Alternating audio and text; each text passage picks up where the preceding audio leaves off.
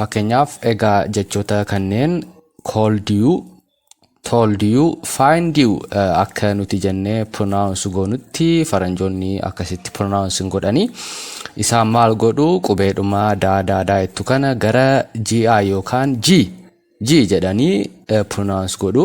So pronunciation keenya classic kunnaffaa kana keessatti jechoota ingiliffaa qubee daadhaan dhuman you itti dabalee akkamitti sirriitti akka farnjootaatti pronounce akka gochuu dandeenyu waliin ilaalachuudha. daa sana gara jiitti fudhannee dubbisna jechuudha. G meena waliin jedha. G jennee daa sana gara jiitti fudhannee dubbisna jechuudha. Seerri nuti kilaasii kana keessatti fayyadamnu ishee kanadha jechuudha. So mee example garaa fudhannee immoo akkamittiin jechoota akkasii pronounce akka goonu waliin haa ilaallu. Example ishee jalqabaa maal jetti? Fakkeenyaaf jecha nuti baay'ee itti fayyadamnu call you kan jedhudha. Egaa nuti kana dura jecha ishee kana called you jennee itti fayyadamna. Farnjoonni garuu akka keenyaatti called you jedhanii hin fayyadamanii haasaa isaanii keessatti isaan maal godhu qubeedhuma addaa kana gara jiitti fudhatanii pronounce godhu. Mee akka pronunciationiidhaaf isinii ta'utti call ergenne booda bakka daa kana g buusnaa then you akkasitti pronounce godhachuudha. Meena waliin jedha. haa shaakallu called you. Hey, I called you last night. Hey, I called you last night. Hey, I called you last night. Hey, I called you last night. Hey, I called you last night. Called you kan nuti jennu isaan called you jedhu. Meena waliin jedha. haa shaakallu called you jettanii qubee daadhumaa kana gara jiitti jijjiirtanii pronounce goote jechuudha. Irra deddeebi'aa shaakalaa baay'ee salphaadha. Mee example lammaffaan isinii kennaa. The second example 2. Seerri kun baay'ee salphaadha. Jechoota 2-3 pronounce goonaan jechoota ingiliffaa keessa jiran garaa qubeen dhumaa isaanii daate yoo jechitti aanu you taate akkamittiin pronounce akka gochuu dandeessan sirriitti qabachuu waan dandeessaniif jechootuma 2-3 tokko sirriitti pronounce goonaan kanneen kaan akkasumattiin afaan keessan baraa waan dhufuuf pronounce gochuu ni dandeessu jechuudha. The second example lammaffaa maal jetti? Told you. Egaa jecha kana yeroo baay'ee fayyadamna. Sitti mee rakka jechuuti. Told you ennee fayyadamna. Farnjoonni garuu akka keenyaatti told you jedhanii haasaa isaanii keessatti fayyadamanii isaan maal godhu qubeedhumaa kana gara maalitti fudhatu? Gara gi itti fudhatu. Egaa seera pronunciation classii kunnaffaa kana keessatti ilaalaa jiru maalidha? Yeroo jechi ingiliffaa tokko qubee daadhaan dhumu jechi itti aanu immoo yoo ta'e daa sana gara kamitti fudhanne?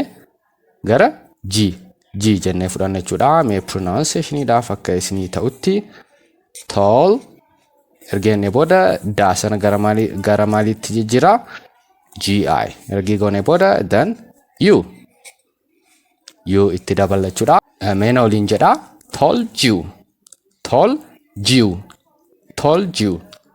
you jedhanii pronounce godha jechuudha. I told you everything is in the coffee. I told you everything is in the coffee. I told you everything is in the coffee. I told you everything. No, wrong. I told you everything. No, wrong. I told you everything. No, wrong. Akkasitti deebi'aa shaakalaa baay'ee salphaadha ni qabattu. Mee al takkana waliin jedha. Told you jettanii pronounce gootu.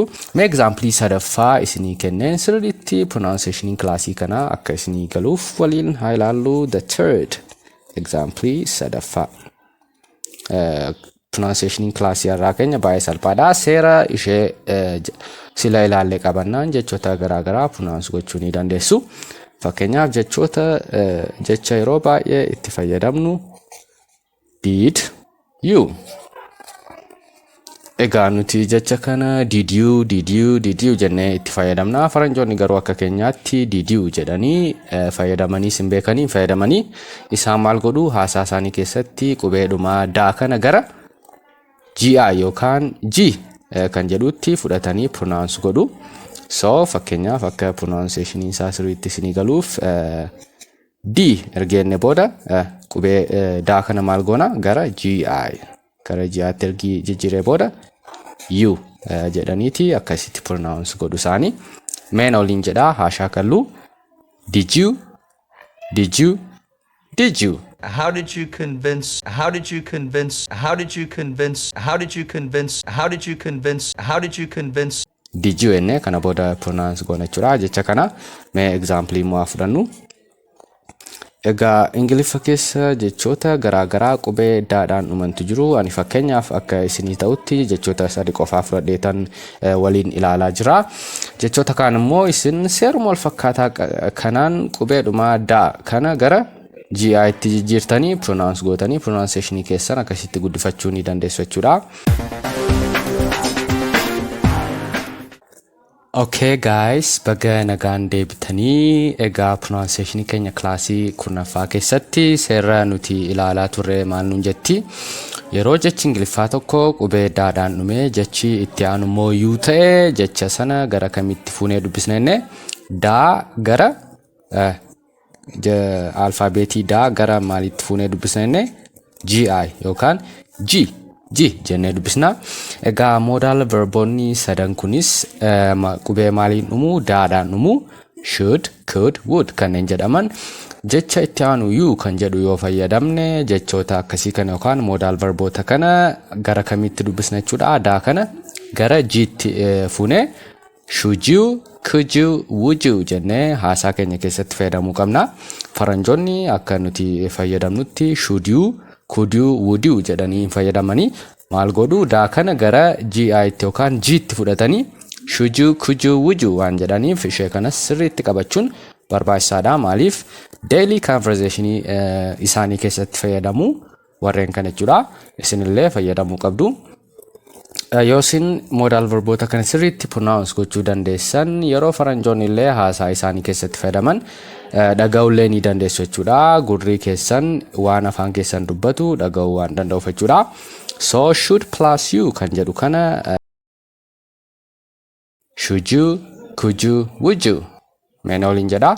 Should you, could you, would you, should you, could you, would you jettanii daa sana gara gi itti jirtanii pronounce gochuu qabdu jechuudha.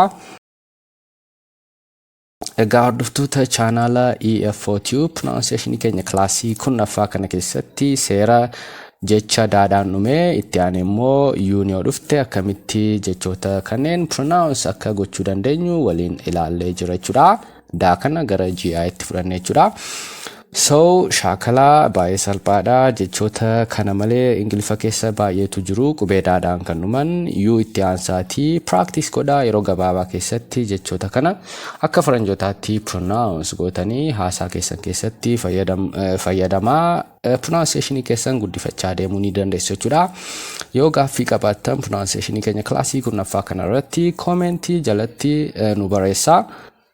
Aguma agarreen aguma dandeenyeen walii deebisaa wal barsiisaa deemna jechuudha. Namoonni isinitti siqan barumsa ingiliffaa barachuu barbaadan yoo jiraatanis chaanala EF4 jedhu kana share godhaa fi itti himaa EF4 jedhanii YouTube irra seenanii search godhanii subscribe godhanii akka hordofaniif jajjabeessaa jechuudha. So klaasii keenya pronunciation kurnaffaa kana kanumaan goolamna jechuudha. Haga pronunciation keenya klaasii 11ffaa keessatti wal agarruutti barumsa klaasii kurnaffaa kana keessatti barattan irra deddeebi'aatii himoota garaagaraa keessatti fayyadamaa. Baay'ee salphaadha ni qabattu. Jechoota lama sadii yoo sirriitti daa sana gara jaatti fudhattanii pronounce gootan kanneen kaan akkasumatti afaan keessan baraa pronounce gochaa deemtu jechuudha. Egaa aga pronunciation keenya klaasii 11ffaatti yeroo gaarii qabaadhaa. Shaakalaa gaaffii gaafadhaa. So as always take care.